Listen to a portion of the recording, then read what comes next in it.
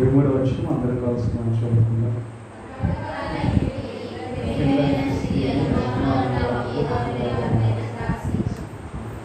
కూర్చుందా?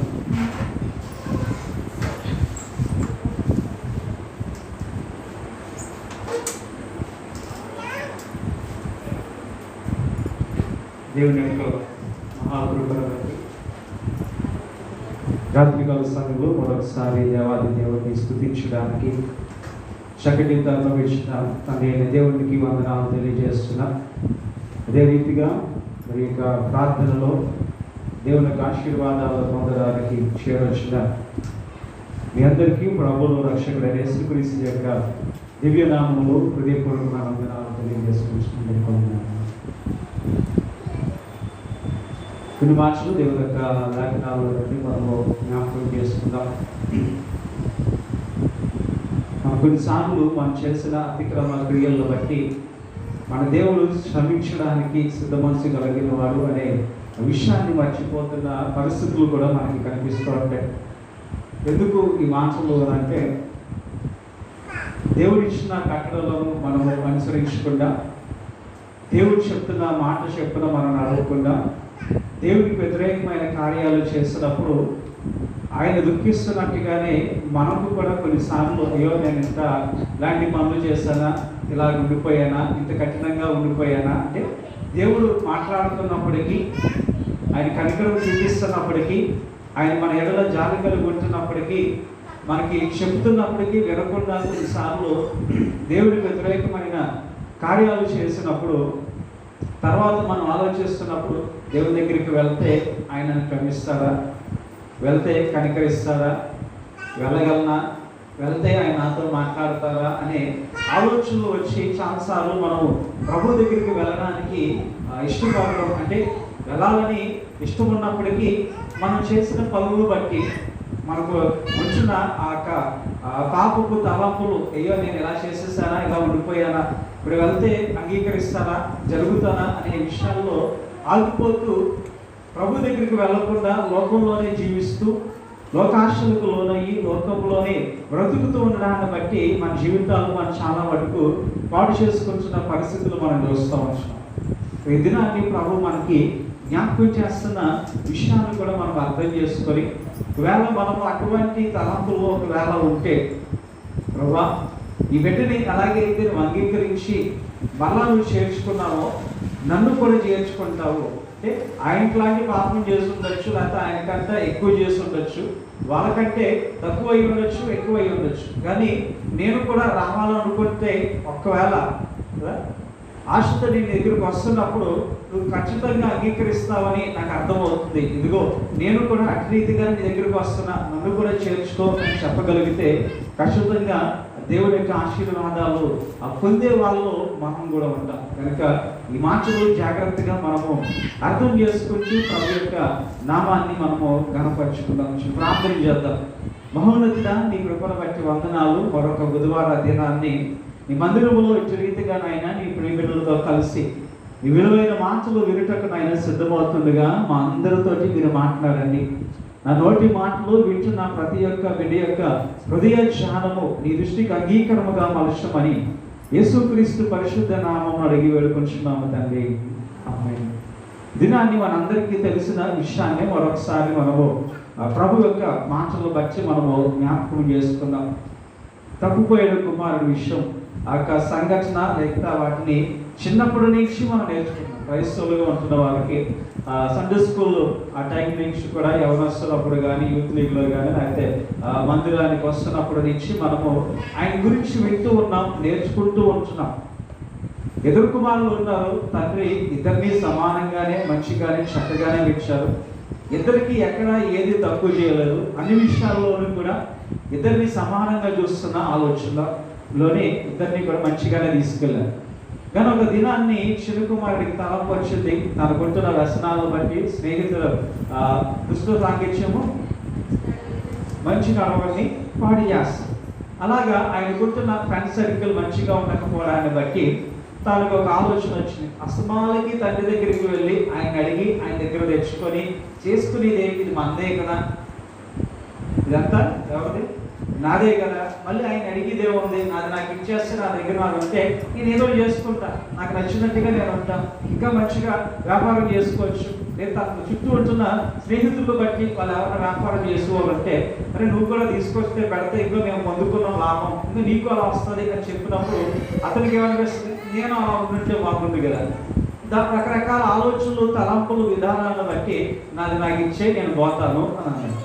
తండ్రి ఏమాత్రము మనకు తెలుసు కదా, లోపల బాగా ఉంటున్నప్పటికీ అయ్యో ఇలా అవుతుంది వద్దునాయన అని చెప్పుకుంటాడు. అయినా వినని పరిస్థితిలో ఉన్నాడు కుమారుడు. తప్పని పరిస్థితుల్లో తనకి ఇవ్వాల్సింది ఏంటో ఆయన ఇచ్చినప్పుడు దాన్ని తీసుకొని బయటికి పోయాడు. దాన్ని ఎక్కడెక్కడైతే ఆ డబ్బులు ఇన్వెస్ట్ చేయకూడదో ఆ ప్లేస్లో ఇన్వెస్ట్ చేసి నష్టాన్ని తెచ్చుకొని తన జీవితంలో అంతా పాడు చేసుకున్న పరిస్థితిలో వెళ్ళిపోయాడు. మొత్తము పాడైపోయిన పరిస్థితిలో తనకి ఒక ఆలోచన వచ్చింది, ఒకటి గుర్తు వచ్చింది. తన గుర్తు వచ్చింది ఏంటి, తన ఇంట్లో ఉంటున్న అన్న గుర్తురాలు. ఎవరు గుర్తొచ్చారు? ఇంట్లో ఉంటున్న పని వాళ్ళు గుర్తొచ్చి, పని వాళ్ళు గుర్తొచ్చి అప్పుడు తను మాట్లాడుతున్న మాటని తన మనసులో నుండి దేవుడికి ప్రార్థన చేస్తున్న విధానాన్ని ఒకసారి మనం జ్ఞాపకం చేసుకున్నాం. 15వ అధ్యాయము లూకా సువార్త 15వ అధ్యాయము 17వ వచనం చదవండి. అయితే బుద్ధి వచ్చినప్పుడు వాడు నా తండ్రి వద్ద ఎంతో మంది కూలివాళ్ళతో అన్నం సమృద్ధిగా ఉంది, నేనైతే ఇక్కడ ఆకలితో చనిపోతున్నాను. నేను లేచి ఆ తండ్రి వద్దకు వెళ్ళి, తండ్రి నేను పరలోకమునకు విరోధముగాను నీ ఎదుట పాపము చేసి తిని, ఇక మీదట నీ కుమారుడిని అనిపించుకున్నకు యోగ్యుడను కాదు, నన్ను నీ కూలివానిలో ఒకరిగా పెట్టుకున్నామని అతనితో చెప్పుదును అనుకున్నాను. చాలా అతనికి ఆలోచన వచ్చింది ఏంటంటే, అక్కడ నేను ఇంత ఆస్తిని అంతా తెచ్చుకొని పాడు చేసుకొని ఇలా ఉన్నాను, మా అన్న ఎంత హ్యాపీగా ఎంజాయ్ చేస్తున్నాడో అని అనుకోవాలి. ఎవరిని జ్ఞాపకం చేసుకున్నాడు? నా ఇంట్లో ఉంటున్న పనివాడిని జ్ఞాపకం చేసుకొని, అయ్యో వాడే చక్కగా అన్నం తింటున్నాడు, నాకు ఇప్పుడు ఏం లేదు, తినడానికి తిండి లేదు.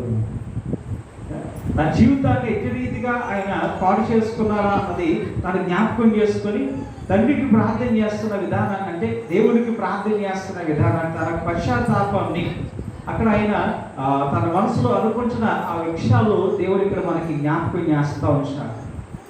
తన శరీరాన్ని పాడు చేసుకున్నాడు, వెళ్ళకూడిన చోట్లకి వెళ్ళి తన శరీరంతో పాపం చేసి తన శరీరానికి పాపం తెచ్చుకున్నాడు. దేవుడు ఇచ్చిన ఆజ్ఞను అతిక్రమించి తన ఆత్మీయ జీవితాన్ని పాడు చేసుకున్న విధానాన్ని చూస్తున్నాం. అలాగే లోక సంబంధమైన బ్రతుకులో కూడా తండ్రి ఇచ్చిన సమస్తమును పాడు చేసుకుని 3 రకాల పాపములు ముందుకు వెళ్తున్న పరిస్థితిలో అంతా అయిపోయిన తర్వాత తనకి ఏం గుర్తొచ్చింది, ఇంట్లో నా పనివారే హ్యాపీగా తింటున్నారు, నాకు తిండి లేదు, ఇంత ఆస్తుల్ని కూడా నాకు ఇప్పుడు ఏం లేదు, తిండి లేదు అనే పరిస్థితిలోకి వచ్చేసారు.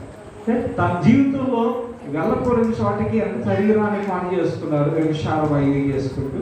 అంతేకాకుండా హేయమైన వస్తువు, హేయమైన జంతువు అయిన ఏ దగ్గరికి వెళ్ళారు? పంది దగ్గరికి వెళ్ళారు. అప్పుడు వచ్చిన అప్పుడు సాంప్రదాయాన్ని బట్టి, అప్పుడు వచ్చిన ప్రజలను బట్టి, ఇప్పుడు మనమైనా ఎవరన్నా తింటారంటే దాన్ని గుర్తేస్తాం. అలాంటి పంది దగ్గరికి వెళ్ళి అది తింటున్న దాన్ని తినడానికి కూడా ఏమాత్రమో వెనక చేయని పరిస్థితుల్లో ఇప్పుడు బుద్ధి వచ్చి అనుకుంటున్నాడు, అబ్బా ఎంత బుద్ధి లేని వల్ల అయ్యారయ్యారు. నేను తండ్రి ఇంట్లో అన్ని సమృద్ధిగా ఉంటున్నాయి, నా దగ్గర పనిచేసేవాడే హ్యాపీగా తినగలిగినంతా తింటున్నాడు, ఇక్కడ తింటున్నాను, నాకు ఇప్పుడు ఏం లేదు, తిండి లేని పరిస్థితి అయిపోయింది అని తాను చేసిన తప్పును జ్ఞాపకం చేసుకుంటూ తండ్రి దగ్గరికి వెళ్ళి నేను ఇటు రీతిగా చెప్పాలి అని ప్రిపేర్ అవుతున్నాడు. తండ్రి దగ్గరికి వెళ్ళి ఇటు రీతిగా నేను చెప్పాలి. ఏమని చెప్పాలనుకుంటున్నాడు? అయ్యా, నీ ఇంట్లో నీ కుమారుడిగా ఉండడానికి నేను ఏమాత్రం కూడా యోగ్యుడిని కాదు, ఇంట్లో పనివాడిగా ఉండడానికైనా అవకాశం ఇస్తావా అని అడగడానికి సిద్ధపడుతున్నాడు. అలా వెళుతున్న సమయంలో చూశాడు, దూరంగా ఉండగానే తండ్రి ఏం చేశాడు, అతన్ని చూసి హత్తుకున్నాడు, పరిగెట్టుకుని వచ్చాడు, హత్తుకున్నాడు అనుకుంటున్నా, ఉంగరాన్ని పెట్టాడు, చెప్పులు వేసాడు, బట్టలు వేసాడు, ఎన్ని జరుగుతున్నాయి. అయ్యగారు ఏమనుకున్నాడు అక్కడ వెళ్ళే ముందు, ఇంట్లో పనివాడిగా ఉంటే చాలు, ఇంట్లో ఫలానా అన్నాడిగా అర్హుడిగా నేను లేదు అని అనుకున్న ఆయన అక్కడికి వెళ్ళిన తర్వాత తండ్రి ఆయన కంటే ముందు ఈయన చూడకముందే ఆయనే పరిగెట్టుకొని వచ్చి హక్ చేసుకోగానే, కౌగిలించుకోగానే ఏమనుకున్నాడు, మా నాన్న నన్ను ఏం చేశాడు, క్షమించేశాడు, మా నాన్న నన్ను క్షమించేశాడు, ఫిక్స్ అయిపోయాడు. ఇంకా మరి మనం ఎందుకు ఫిక్స్ అవ్వలేదు? తప్పులు చేసేసాము, పాపంలోకి వెళ్ళిపోయాము, ప్రభు దగ్గరికి వస్తే ప్రభు మనం క్షమిస్తాడని ఎందుకు అనుకోవట్లేదు? చేసేసానండి, అందుకనే చచ్చిపోయి ఆడకూడదు, ఇలా తిట్టేసాను, ఇలా అనేసాను, అందుకనే అడగట్లేదు, అందుకనే చచ్చిపోయాను అని అంటే వాళ్ళ తండ్రి క్షమించగలిగిన మనసు కలిగిన వాళ్ళ సంగతి మర్చిపోతాం. అతనికి అర్థమైంది, వెళ్ళాక మా నాన్న దగ్గరికి ఇలా డైలాగ్ వేద్దామని ప్రిపేర్ అయ్యారు. నేను ఇంట్లో పర్వాలేలా ఉంటానయ్యా, కొడుకుని అనిపించుకోవడానికి యోగ్యుని కాదు, చాలా రకాలు చేసేస్తానని చెప్పి తల ఉంచుకుని ఏడుద్దాం అనుకున్నాడో, కాలు పట్టుకుందాం అనుకున్నాడో, ఏదో అనుకున్నాడు. కానీ ఆయనకి వెళ్ళేటప్పటికి సీన్ అంతా ఏమైంది, రివర్స్ అయిపోయింది. ఆ తండ్రి పరిగెట్టుకుని వచ్చి హత్య చేసుకోగానే అర్థమైపోయింది, మా డాడీ నన్ను ఏం చేశాడు,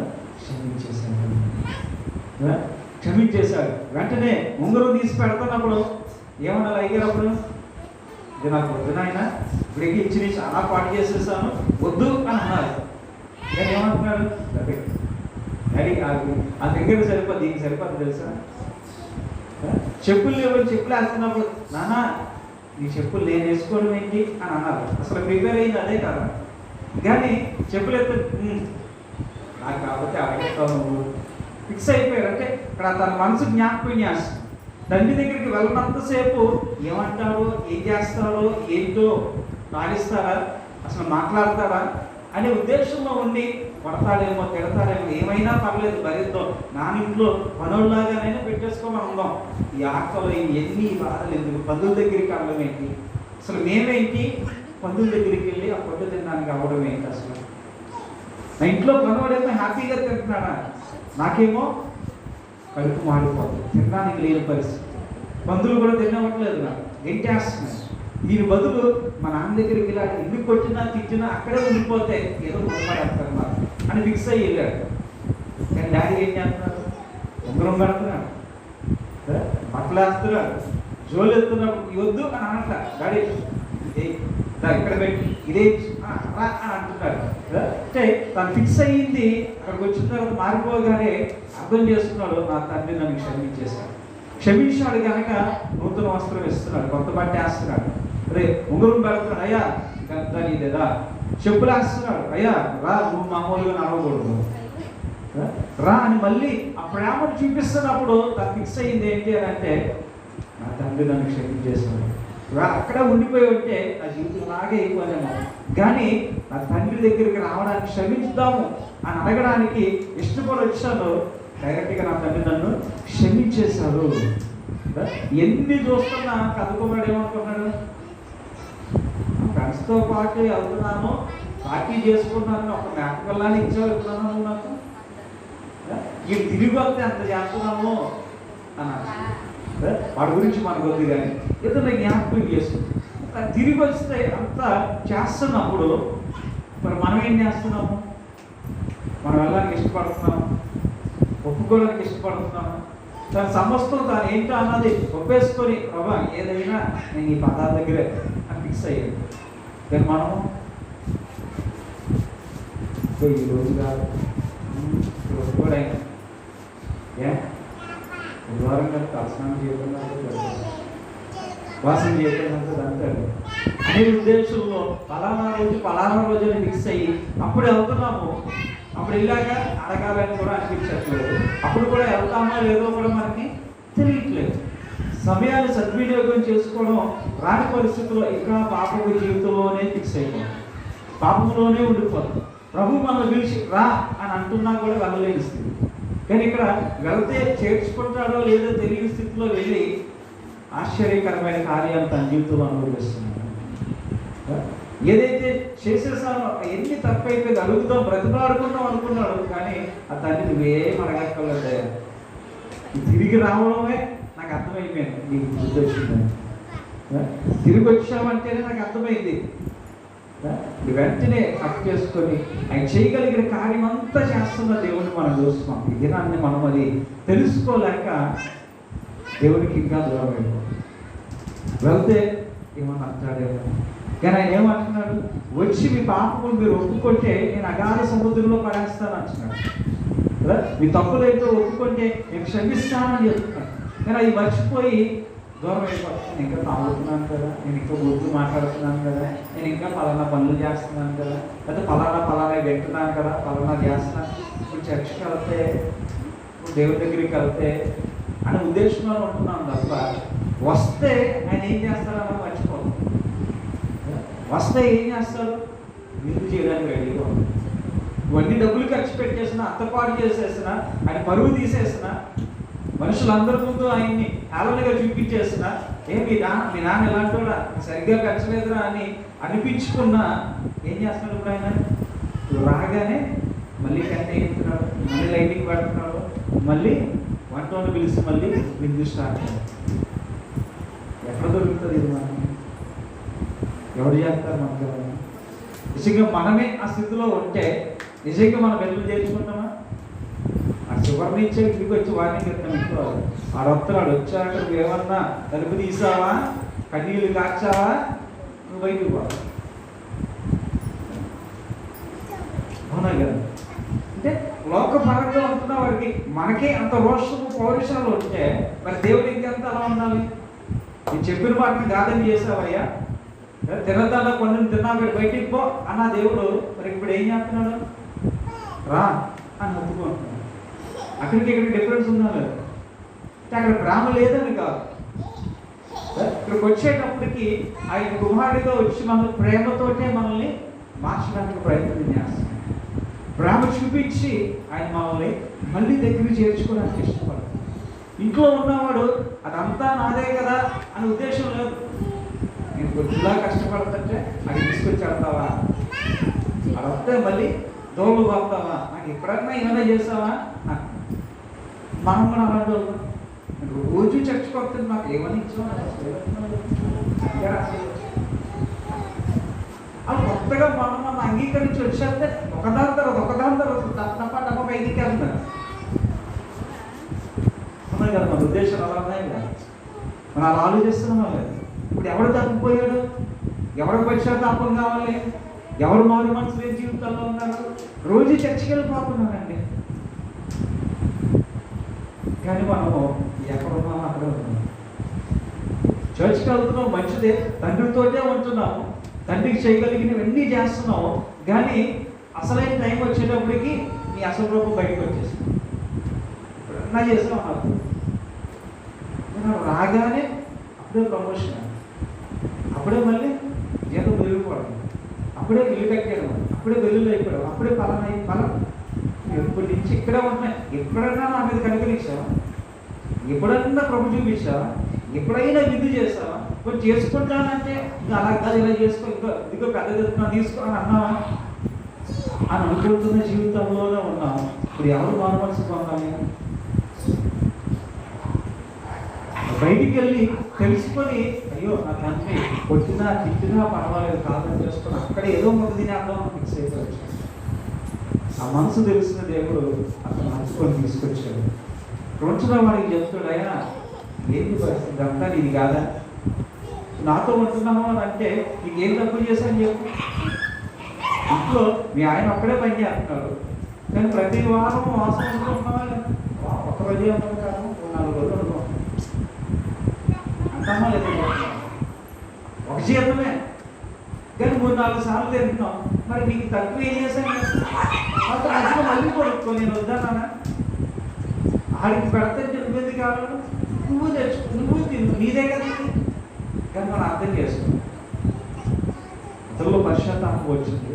మనం ఇక్కడే ఉండి తండ్రిని దగ్గరే ఉంటున్నాం, కానీ హృదయానికి చాలా దూరంగా ఉంది. హృదయానికి చాలా దూరంగా ఉంది. ఇస్కరియోతు యూదా 3.5 సంవత్సరాలు యేసు ప్రభుతో పాటు కలుస్తూ ఆ పరిచయలోకి వచ్చినప్పటి నుంచి ఆయన అకౌంట్ అయింది, ఈయన అకౌంట్ అయింది. అది యేసు ప్రభు తెలుసో తెలియదు? తెలుసు. ఇవ్వగానే నేను ఇచ్చిన బాబులు వేస్తున్నా ఈ నోటి ఈ నోటి ఆయన సార్ యేసు ప్రభుకి సార్ అది యేసు ప్రభుకి తెలుసు. కానీ ఎందుకు వదిలేశాడు? తెలుసుకుంటాడు, పశ్చాత్తాపడతాడు అని అనుకున్నాడు. కానీ ఎప్పుడు పడ్డాడు? చివరిలో ఎప్పుడో ఆ మనసు వచ్చింది, కానీ ఆ పశ్చాత్తాపము సరైన రీతిలో లేదు. ఆలయంలో డబ్బులు పడేస్తాడు, కానీ ఎవరి దగ్గరికి వచ్చి ఆడవాళ్ళు అక్కడ ఆడలేదు. తప్పుడు నిర్ణయం తీసుకొని వేసుకొని చనిపోయాడు. కానీ దాని ఉపయోగం లేకుండా ఆ పశ్చాత్తాపానికి సరైన ప్రాయశ్చిత్తం జరిగినట్టుగా మనం చూడతాం. దినాల్లో మనం కూడా ఏం చేస్తున్నామో ప్రభుకు తెలుసు. తప్పు చేస్తున్నామని తెలుసు, నీకు పలానా సంబంధాలు ఉన్నాయని తెలుసు, నువ్వు పలానా మాటలు మాట్లాడుతున్నావని తెలుసు, నువ్వు పలానా వ్యక్తిని తెలుసు, నీ యొక్క క్యారెక్టర్ కానీ నీ యొక్క అనుదిన జీవితం ఆయనకి తెలుసు. కానీ ఆయన మౌనంగా ఉన్నాడు. ఎందుకు? ఆయనకి తెలుసు అన్న సంగతి నీకు కూడా తెలుసు. ఇప్పుడు ఆయన ఏమంటున్నాడు? ఇప్పటికైనా మాట్లాడు, ఈ దినాన్ని మాట్లాడు, రేపు మాట్లాడు అని చెప్పి ప్రతి దినము మన మీద నూతన వాత్సల్యతో పడుతున్నా అర్థం చేసుకోవాల్సిన స్థితిలోనే పడుతున్నాం తప్ప నాకు ఎవరికి తెలియదు తెలుసు నీ పాఠశాలలో మాస్టర్ గారు చెప్తుంది పలానా వాళ్ళ చెప్తుంది కదా, పలానా దాన్ని నువ్వు చెప్పుదు కదా, అందరితో చెప్పి ఈ పరిధి నీకే బుద్ధి వచ్చేటట్లుగా ఆయన మౌనంగా ఉంటున్నాడు. అర్థం చేసుకుంటావు కదా అని. కానీ మనం ఏం చేయట్లేదు, అది అర్థం చేసుకోవడానికి బదులు అర్థం దగ్గర తగ్గలేకపోతే ఈ అర్థాన్ని చూడట్లా. ఇంట్లో అంటున్నా అర్థాన్ని చూస్తున్నా, అబ్బా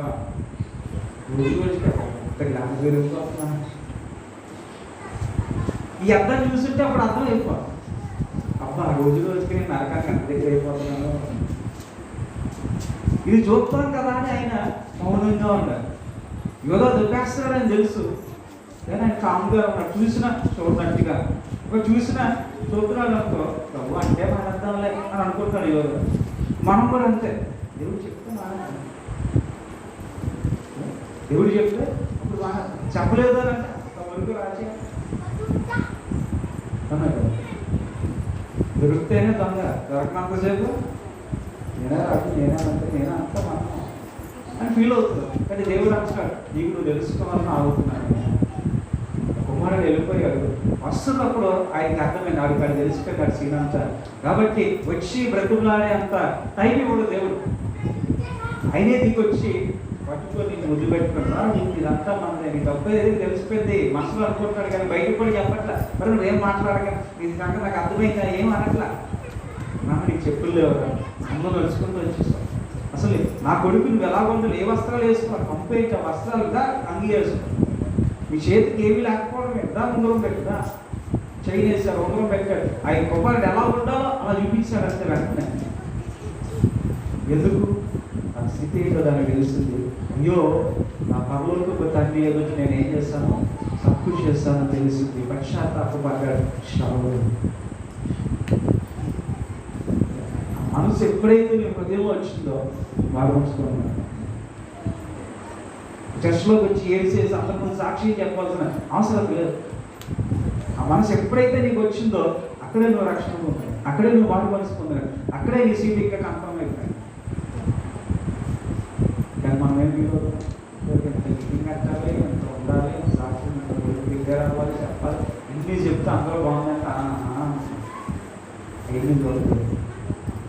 ఇది ఎప్పుడైతే మనసు వచ్చిందో అప్పుడే దేవుడికి ఆ మనసు రావాలని దినాన్ని మరలా మనకి మాటలు జ్ఞాపకం చేస్తాం. దినాన్ని కదా మనకు చర్చ్ బయట ఉన్నవాడిగా ఉన్నామా, చర్చ్లో ఉంటున్నవాడు ఎలా ఉన్నాడో అర్థం. బయటికి వెళ్ళిన తర్వాత పాడైపోయాక మళ్ళీ రావడానికి ఇష్టపడట్లేదేమో, కానీ దేవుడు చూస్తున్నాడు. నువ్వు వస్తావు అని ప్రతి దినము మందిరం తలుపు తెరిచినప్పుడల్లా నువ్వు ఎప్పుడు అడుగు పెడతావా అని చూస్తున్నావు. కానీ మనం ఏంటంటే మన సాకులు వచ్చాక ఆయన ఖచ్చితంగా నీతో మాట్లాడితే నువ్వు మారుతామని నీకు తెలుసు, ఆయనకి తెలుసు. కానీ ఆయన పిలుస్తున్నాడని కూడా మనకు తెలుసు. కానీ మాట్లాడతా ఏ పోతే మాట్లాడ వెళ్ళిపోతే ఎన్ని మానేయాలి అట్లా అడగట్లేదు. అంటే ఆయన అడగ మాట్లాడట్లే తెలుసు, నేను మారిపోతాను నాకు తెలుసు, మన మీద మనం కాన్ఫిడెన్స్ వస్తుంది. మారిపోతాం మనకి తెలుసు, కానీ ఎందుకు వెళ్ళట్లేదంటే అది విషయం లేదు తెలుసా. టెస్ట్ చేసేప్పుడన్నా ఆ కప్పం గెలిగలుగుతున్నాం. ఇదినాటి బాబు అంటున్నాడు, అయ్యా దినములు చదివి ఇదిగో నేను త్వరగా వచ్చుచున్నాను, వారి క్రియలు బట్టి నేను వారికి ప్రతిఫలం చేస్తాను. ఇకన్నీ తెలుసు కూడా ఆయన దగ్గర వచ్చిన తర్వాత హిందూ అని బట్టి చేసుకుని బయటే గట్ట వేస్తారు అనమాట. ఇది బయటే అని అన్నారు అనుకోండి, లోపలికి ఎంట్రీ లేదు అని అన్నారు. గురువారం తీసినప్పుడు ఇద్దరు గురువారం అనిపించుకోవాలి. ఏ శుక్రవారం తీసినప్పుడు వెళ్ళిపోయిందంటే ఈరోజు అక్కడ అక్కడికి వెళ్తున్నాము అనిపించుకోవాలి. సమయాన్ని వినియోగించుకుని ప్రభా పిలుస్తున్నావు, నేను వెళ్ళలేకపోతాను కదా. చాలా కఠినమైన మనసు ఉండిపోయింది.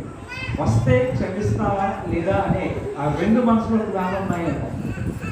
లేదా వెళ్ళిపోతే మారిపోతే ఎన్ని మానేయాలా, అప్పుడు ఎలాగా అనుకుంటున్నారు.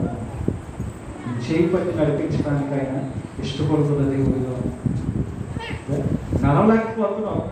పక్కన ఉంటున్న బెడ్లు నడవలేకపోతున్నావు, తల్లిదండ్రులు అందుకే నేను బయటికి తీసుకురా అంటారా. చేయి పట్టుకొని నడిపిస్తాను ఇలా నడవాలి అంటారు. తండ్రి కూడా అంతే. లోకంలోకి వచ్చిన తర్వాత అవకాశంలోకి నువ్వు లోదైపోతున్నప్పుడు అందుకనే మనం ఆయన చేయి పట్టుకోకూడదు, ఆయన్నే మనం చేయి పట్టుకోకూడదు. ఒకరికి చేయి కడతాం, ఆ చేయి నా చేతిలో ఉంటుంది, మన చేతిలో ఉంటుంది. చెత్త దగ్గరికి వెళ్తున్నప్పుడు ఏం చేస్తాం, దాన్ని తింది ఇట్లాగా ఏంటంటే వృద్ధిలే అంటామా, లాగుతాం దాన్ని. ఇంకా వెనక్కి వెళ్ళి చెత్తే కావాలి, ఇంకా చెత్తే కావాలంటే ఏమన్నా కరణించలేని బట్టి రా అని లాగుతాం చేయించుకుంటూ. మనం కూడా మన చేయి ఆయన చేతిలో పెట్టాలి తప్ప ఆయన చేయి మనం పట్టేసుకున్నాం అనుకున్నాం. మనం చూడగా ఐదు చోట చేయరాదు, ఆటోమేటిక్గా తిందుల్లో తెలియదు. లోకమంది తిందులు అమ్మ సీరియల్ చూడగా అయిపోయిందా పిలిచాడు కానీ అది అన్నీ పిలిచాడు కానీ అయ్యో మాటలు వినిపించినాయి కానీ పాట వినిపించి పాటే కదా ఈ లోపల అయిపోతే అనుకున్నాను. ఈ లోపల సీరియల్ అంతా అయిపోయింది. అదే ఆయన పట్టుకున్నాడు అనుకోండి, ఒక్కరు ఆగినట్లు అనుకోలేదు. ఒక్కదా అంటున్నాను ఏమనుకోలేదు. విశ్వాసం కలిగింది కనుక మన విశ్వాసం ఉన్నది. లాగితే ఏమవుతుంది, నోరు మూసుకుని యజమాని అనుకో వస్తుంది. మనల్ని అలా లాగాడు దేవుడు, హ్యాపీగా ఉంటాడు. లాగిన పట్ల ప్రభా నేనే పట్టుకుంటాను నేను అని అంటున్నాను. కావాల్సినప్పుడు పట్టుకుంటున్నాను, వద్దనప్పుడు కాదు. అందుకే మళ్ళీ పడి తెలిసి ఈసీజీలా ఎలా ఎప్పుడో చిన్నపడడానికి చేయకూడదు అనిపిస్తుంది. ఏమవుతుంది మాస్క్ అది కావాలా మనకి. పశ్చాత్తాపడి ప్రభు దగ్గరికి వెళ్ళి ప్రభా నిజమే అతడికి బుద్ధి వచ్చింది, తిరిగి అనుకొచ్చినప్పుడు అనుకున్న దానికంటే రెట్టింపు దీవులు ఇచ్చారు. ఈ దినాన్ని నాకు కూడా బుద్ధి వచ్చింది. అది క్లియర్గా చూసాం కదా. అతనికి బుద్ధి వచ్చినప్పుడు అంటే మనకి ఇంకా ఏం రాదు, బుద్ధి రాదు. అందుకే ఆయన పశ్చాత్తాపడ్డారు. దగ్గరికి వెళ్ళి పట్టుకొని ఆడవండి అని చెప్పట్లేదు దేవుడు. పశ్చాత్తాపం అనేది హృదయంలో వస్తే చాలు. నేను చూస్తున్న దేవుడు, హృదయాన్ని చూస్తున్న దేవుడు వెంటనే నేను ఆడుకుంటాను ఆడుకోవాలి. ఇక నా బిడ్డ పశ్చాత్తాపం పడ్డది చాలా ఏడవ నువ్వు గడిస్తే అవసరంలో చూడండి కళ్ళకు దాన్ని కన్నింటిని చూసి ఆనందించే దేవుడు కాదు. ఏడుస్తూ ఉంటే ఆయన ఆనందపడే దేవుడు కాదు. పశ్చాత్తాపడుతూ ప్రభా ప్రభా అని అంటే కఠినంగా ఉండే మళ్ళీ అడుగు అడుగు అడుగు అడుగు అని అనే దేవుడు కాదు. ప్రభా అని అనగానే చెవుని చెప్పేదంతా వినడానికి ఇష్టపడాలి. అలాంటి దేవుడి దగ్గరికి రావడానికి ఎందుకు ఆలస్యం చేస్తున్నాను, ఎందుకు నిర్లక్ష్యపడుతున్నావు, ఎందుకు లోకాశలో నువ్వు చేసిన సమస్యలు, నీకున్న ఇబ్బందులు బట్టి, నీకున్న పాపములు బట్టి, నీకున్న లోకపరమైన ఆ ఆలోచనలు పెట్టుకుని నీ తండ్రి దగ్గరికి వెళ్ళడానికి ఎందుకు నువ్వు ఆలస్యం చేస్తున్నావు? దేవుడిని త్రోసిపుచ్చే దేవుడు కాదు, ఆదరించే దేవుడు కాదు. ఈ దినమునైనా ఈ యొక్క రాత్రికాల సమయంలోనైనా ప్రభు వైపు తిరిగి ప్రభా ఇచ్చిన ఈ మాటను బట్టి, నువ్వు మరలా మాకు జ్ఞాపకం చేసిన మేలుకొల్పించిన ఈ మాటను బట్టి ఇదిగో ఆ కుమారుడు ఎలాగైతే బుద్ధి వచ్చి తన మనసు మార్చుకున్నాడో, ఇది నేను కూడా బుద్ధి వచ్చింది, నేను నా మనసు మార్చుకుంటున్నాను, నేను కూడా ఇదిగో ఈ దగ్గరికి వస్తున్నాను, నువ్వు నాకు క్షమిస్తావని నేను ఏం చేస్తున్నా, విశ్వసిస్తున్నాను. యోధా గురించి చెప్పాను కదా, తనకు వచ్చిన సమయం అంతా వృధా చేసుకున్నాను. చివరిలో టెన్షన్ పడుతూ సరైన నిర్ణయం తీసుకోకపోవడాన్ని బట్టి పశ్చాత్తాపానికి దగ్గర ప్రతిఫలాన్ని సరైన రీతిలో పొందుతున్నాను. నీకు కూడా సమయం అంతా అయిపోయిన తర్వాత ఎప్పుడో అని అనేటప్పటికీ సరైన నిర్ణయం తీసుకోలేము. ఆ టైంలో రాక్షసు అలా అయిపోయింది అనుకోండి, రెక్కపాట్లు అయిపోయింది, ఎత్తబాలేదు అనుకో, ఒక నిమిషం ముందు ప్రభా అని అనేసుకుంటే బాగుందేమో అది వచ్చేదానికంటే ఇప్పుడే పశ్చాత్తాపడి, ఇప్పుడే ప్రభు వైపు తిరిగి, ఇప్పుడే ప్రభుని అయ్యా నాకు క్షమించు అని అడగగలిగితే దేవుడు ఆ కుమారుని దీవించినట్టుగా ఇది మనందరికీ ఆదర్శకరంగా ఎలాగైతే ఆ బిడ్డ నిలబెట్టుకున్నారు.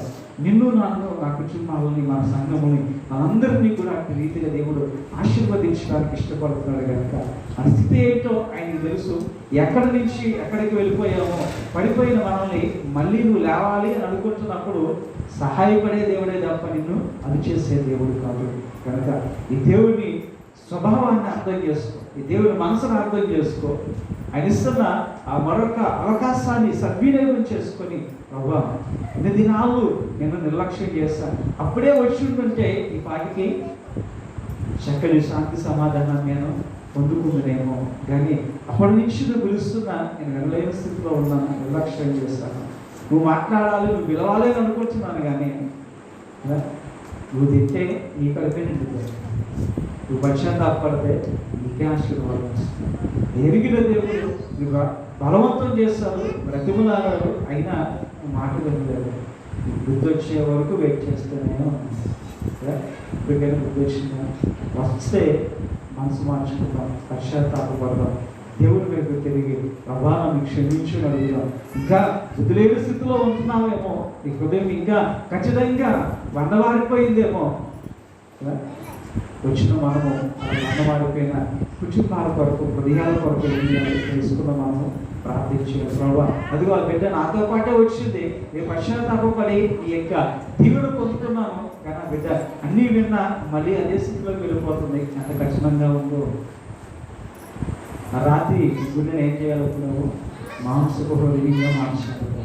నేను దీవించబడ్డాను, నా పక్కన వచ్చిన వాళ్ళు ఏమవ్వాలి, దీవించబడాలి అని అనుకోవాలి తప్ప అమ్మ అది అలాగే దానికి నరకమే అనుకో. గ్రీస్ తెలుసు కలిగిన గ్రహంగా విషయమైన మొహం మనసు కూడా కాదు. రక్షింపబడ్డామా, రక్షింపబడిన వాళ్ళ కొరకు రాబోతుంది, వాళ్ళ గురించి అంగలాష్, వాళ్ళ గురించి దేవుడి దగ్గర మనపెట్టు. ఖచ్చితంగా దేవుడు నీ జీవితంలో ఆశీర్వాదాలు చేస్తాడు.